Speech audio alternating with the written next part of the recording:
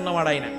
శివుడిలా ధర్మమునందు అనురక్తి ఉన్నవాడు, శివుడిలా గురువులంటే ప్రీతి ఉన్నవాడు, శివుడిలా జ్ఞానమిచ్చి మోక్షం ఇవ్వగలిగినవాడు, విష్ణువులా పూర్ణుడు, విష్ణువులా పుష్కలుడు, విష్ణువులా ఏది కావాలంటే అది ఇవ్వగలిగినవాడు, అమ్మవారిలా శక్తి స్వరూపుడు, అమ్మవారిలా నిరంతరము ఎటువంటి కదలికలైనా కదలించగలిగినటువంటి వాడు, ఎంత శక్తినైనా ఇవ్వగలిగిన వాడు, ఇన్ని కదలికలను ఆపి లయం చేసి మోక్షం ఇవ్వగలిగిన వాడు, ఇన్ని చెయ్యగలిగిన వాడు. కాబట్టి తనలో తాను రమిస్తూ పైకంటితో కాకుండా యోగ దృష్టితో చూస్తుంటాడు. ఎవడు లోపల ఎంత చిత్తశుద్ధితో చేస్తున్నాడు, పైకి ఎంత డాంబికంగా ఉన్నాడు. నేను మీకు ఒక యథార్థం చెప్తున్నాను ఇవాళ.